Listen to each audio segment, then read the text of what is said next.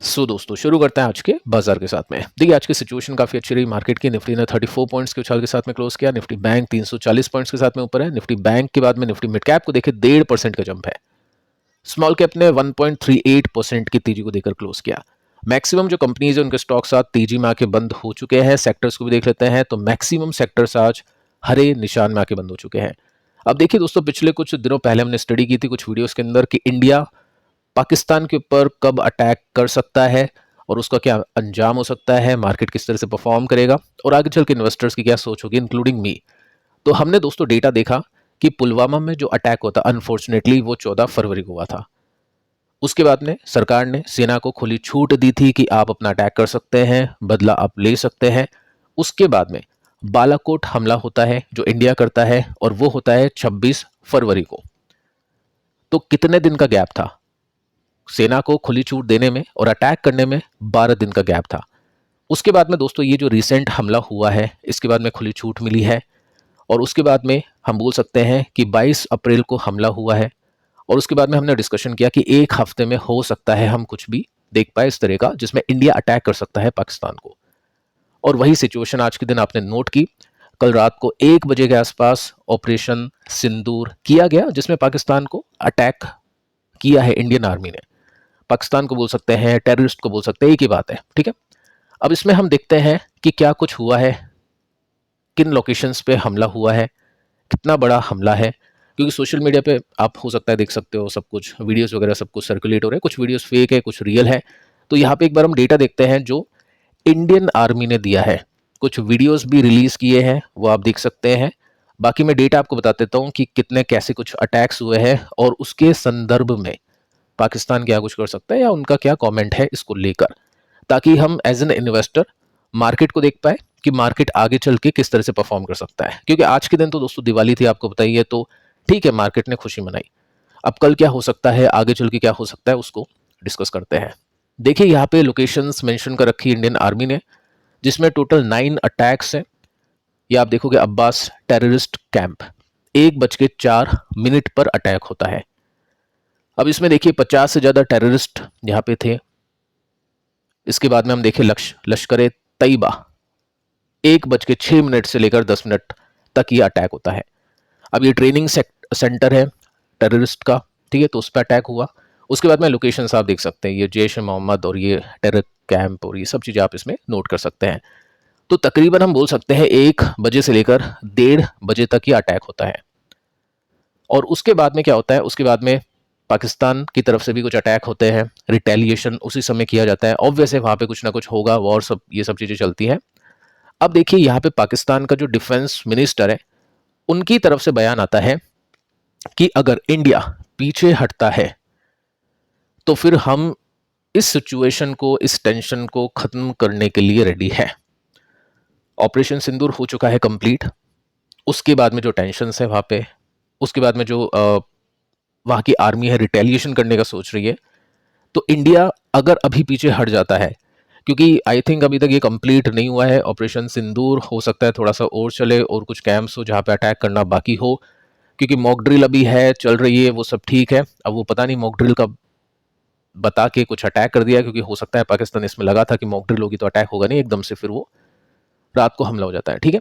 तो यहाँ पे अभी और भी कुछ हो सकता है डेफिनेटली, क्योंकि पाकिस्तान की तरफ से भी कुछ ना कुछ यहाँ पे कार्रवाई की जा रही है। LOC पर भी फायरिंग हो रही है, वो सब चीज़ें आपको पता ही है।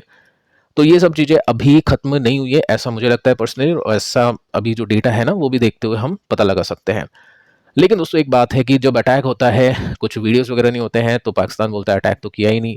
उसके बाद में जब वीडियोस आ जाते हैं तो पाकिस्तान बोल देता है कि आप पीछे हट जाओ, हम कुछ नहीं करेंगे, ठीक है। तो वो पाकिस्तान की आदत है, वो मैं आपको बता चुका हूँ पहले भी। इसी वजह से FIs अभी काफ़ी स्ट्रांग है इंडिया को लेकर।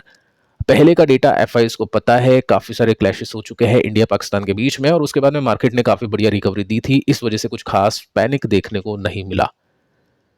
अब ये भी हो सकता है अटैक इंडिया ने किया है तो पैनिक देखने को नहीं मिला, कल हो सकता है रिटेलिएशन हो तो पैनिक देखने को मिले। तो आगे चल के दोस्तों देखेंगे कितनी बार मार्केट गिरा है इंडिया पाकिस्तान के अटैक के अंदर और कैसे कैसे रिकवरी आई है।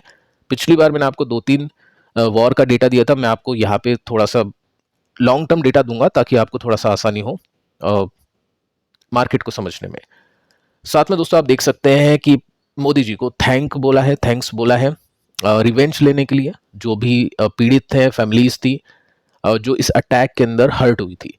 ठीक है, तो वो एक पॉइंट आप इसमें नोट करके चल सकते हैं। अब देखिए निफ्टी को देखते हैं। सबसे पहले निफ्टी की बात करते हैं, 24,400 के आसपास है। 24,500 एक बहुत ही इंपॉर्टेंट रेसिस्टेंस निफ्टी का बना हुआ है। वो रेसिस्टेंस अगर ब्रेक हो जाता है तो उसको एक और ब्रेकआउट के रूप में कंसीडर कर सकते हैं, जो कि एक फ्लैग पैटर्न के रूप में बना हुआ है। मैं आपको दिखाना चाहूंगा थोड़ा सा डिटेल में, जिसमें आप देखोगे तो यहाँ पे डब्ल्यू पैटर्न बना था, ठीक है, और यहाँ पे 12% की तेजी मिली थी। अब डब्ल्यू के बाद में दोस्तों बब्लू पैटर्न यहाँ पे बन चुका है, क्योंकि ये जो पैटर्न है ये ब्रेक होने का नाम नहीं ले रहा है। ये फ्लैग पैटर्न भी आप इसको बोल सकते हैं, और ये जो रेसिस्टेंस है ये एक काफी स्ट्रॉन्ग रेसिस्टेंस बना हुआ है। अब ये कई दिनों से टूट नहीं रहा है, क्योंकि ट्रिगर्स नहीं मिल पा रहे हैं। इंडिया पाकिस्तान अटैक पेंडिंग था, चलो वो अच्छी बात है कि हो चुका है, उसके बाद में मार्केट थोड़ा सा आगे बढ़ेगा और बाकी की चीज़ों को देखेगा। लेकिन चलो ठीक है, आज के दिन तेजी बनी। आई थिंक गैप डाउन के साथ में मार्केट खुला था, कुछ बहुत बड़ी गिरावट के साथ में नहीं खुला, लेकिन स्टिल आप देख सकते हैं यहाँ पे अच्छी खासी तेजी बन गई, क्योंकि न्यूज़ रात को सर्कुलेट होना शुरू हो गई थी 1 बजे, 1:30 बजे, 2 बजे के आसपास से, और उसके बाद में निफ्टी फ्यूचर डाउन, मार्केट गिरता है ओपनिंग में, लेकिन उसके बाद में तेजी यहाँ पे बन जाती है। अब देखिए दोस्तों, इंडिया का मार्केट तो अच्छा था, ग्रीन में था। पाकिस्तान के मार्केट की क्या हाल है उसको एक बार हम देखते हैं। आप नोट कर सकते हैं इंडियन मार्केट अभी ग्रीन में था, ठीक है, उसमें कोई दिक्कत हुई नहीं है, लेकिन खून खराबा हो गया पाकिस्तान के स्टॉक मार्केट के अंदर, और पाकिस्तान के जो टेररिस्ट कैंप है उनके अंदर तो खून खराबा होना ही था। ठीक है, तो दोनों तरह से मार यहाँ पे पाकिस्तान को पड़ रही है, इकोनॉमिक वे में भी पड़ रही है, और साथ में जो डायरेक्ट अटैक है उसके रूप में भी पाकिस्तान को अच्छी खासी मार पड़ रही है। अब देखिए आप नोट कर सकते हैं पाकिस्तान का जो स्टॉक मार्केट इंडेक्स है, जी हाँ दोस्तों, पाकिस्तान में भी स्टॉक मार्केट है। यहाँ पे दोस्तों आप नोट करोगे तो 1,000 पॉइंट के आसपास ये गिर गया। अब ये लोग इतने कमजोर है कि मार्केट गिरा और मार्केट ही बंद करके भाग गए। आप देख सकते हैं मार्केट सस्पेंड हो गया, मैसिव डिप आई ऑपरेशन सिंदूर के बाद में, तो आप देख सकते हैं इनका तंदूर बन गया मार्केट का, और उसके बाद में मार्केट को बंद करना पड़ा। सो ये सब जो चीजें है ना, ये पिछली वॉर के अंदर भी पाकिस्तान में देखने को मिला है, और उससे मार्केट को पता चलता है कि क्या कुछ आगे चल के हो सकता है स्टॉक मार्केट में। जैसे आप भी इन्वेस्टर हो, नए इन्वेस्टर हो, तो आपको आइडिया हो सकता है नहीं होगा, पुरानी चीजें तो मुझको भी नहीं पता है, मैंने भी लाइव नहीं देखा है, लेकिन हमारे पास में डेटा होता है जो हम देख के पता लगा सकते हैं। अब जैसे दोस्तों आगे क्या हो सकता है उसकी सिचुएशन को थोड़ा सा समझते हैं, और अपनी इन्वेस्टिंग की जो प्रक्रिया है उसके हिसाब से सेट करके चलते हैं। देखिए मैं आपको जितनी भी लॉन्ग वॉर है, लॉन्ग टर्म हम बोल सकते हैं 1947 से 65 से, ये सब चीज़ें मैं आपको बताऊंगा यहाँ पे। सो देखिए दोस्तों, 47-48 की जो कश्मीर की जो पहली वॉर थी, उसके अंदर बीएसई इतना कुछ खास रेगुलेटेड नहीं था, उसमें बहुत ही लिमिटेड इन्वेस्टर थे, तो वो जो डेटा है वो अवेलेबल नहीं है, काफ़ी पुराना डेटा है, ठीक है। 65 में देखे तो बीएसई ड्रॉप हुआ था, बहुत कुछ खास नहीं हुआ था, रिकवर कर गया था क्विकली, ठीक है, ये आप नोट कर सकते हैं यहाँ पे। थोड़ा सा और आगे चलते हैं और इसमें नोट करते हैं 71 की वॉर, और इसमें आप देखोगे तो आपको पता चलेगा ये क्रिएशन ऑफ बांग्लादेश, साथ में टेम्पररी वॉलेटिलिटी हुई थी, बट मार्केट अच्छा था। Long term impact was minimal, बहुत ही कम था, ठीक है, कोई दिक्कत वहां पे नहीं थी। इसके बाद में दोस्तों आप नोट कर सकते हैं कारगिल वॉर, इसमें मार्केट गिरा था, अच्छा खासा शार्प फॉल हुआ था, लेकिन जैसे ही पता चला कि इंडिया के पास में अपर हैंड है, इंडिया वॉर जीत रही है, तो उसके बाद में काफी बढ़िया तेजी आई थी, इन्वेस्टर्स ने काफी अच्छा कॉन्फिडेंस वहां पे दिखाया था। उसके बाद में दोस्तों हम देखें 2001 की parliament attack, 2002 military stand of, इसमें आप देखोगे तो मार्केट गिरा था शार्पली, क्योंकि पार्लियामेंट के ऊपर अटैक हुआ था। अब किसी ने कमेंट के अंदर क्वेश्चन किया था कल के दिन कि पार्लियामेंट का अटैक है, 26/11 है, इंडिया ने पाकिस्तान के ऊपर अटैक नहीं करा तो होगा नहीं अटैक। दोस्तों उस समय सरकार अलग थी, अभी की सरकार अलग है, वो सब चीजें आपको थोड़ा सा देख के चलनी होती है, ठीक है। तो यहाँ पे हम बोलेंगे मार्केट गिरा था, लेकिन क्या हुआ, वापस से मार्केट अच्छा हुआ, चीजें चेंज हुई, मार्केट रीबाउंड हुआ, एफआईएस का आउटफ्लो हुआ था, इंक्रीज हो गया था, एफआईएस ने पैसा निकालना शुरू किया था अच्छा खासा, लेकिन उसके बाद में मार्केट ने अच्छी तेजी बना दी। 26/11 मुंबई अटैक 2008, अब देखो ये 2008 है, तो ऑब्वियस मार्केट उस समय ग्लोबल क्राइसिस के अंदर था, तो उसको थोड़ा सा छोड़ देते हैं, लेकिन फिर भी हम बोले कि इंट्राडे के हिसाब से मार्केट ने क्या किया, मार्केट डिप किया, लेकिन बहुत बढ़िया तरीके से रिकवर हुआ। उरी अटैक हम देखें तो यहाँ पे शॉर्ट टर्म में डिप देखी थी निफ्टी सेंसेक्स में, उसके बाद में क्विकली कुछ ही दिनों में मार्केट रिकवर हुआ था। अभी देखें पुलवामा में तो रिएक्शन था, थोड़ा सा डिप था, उसके बाद में चीजें चेंज हो गई, वापस से मार्केट ने रिकवरी मारी।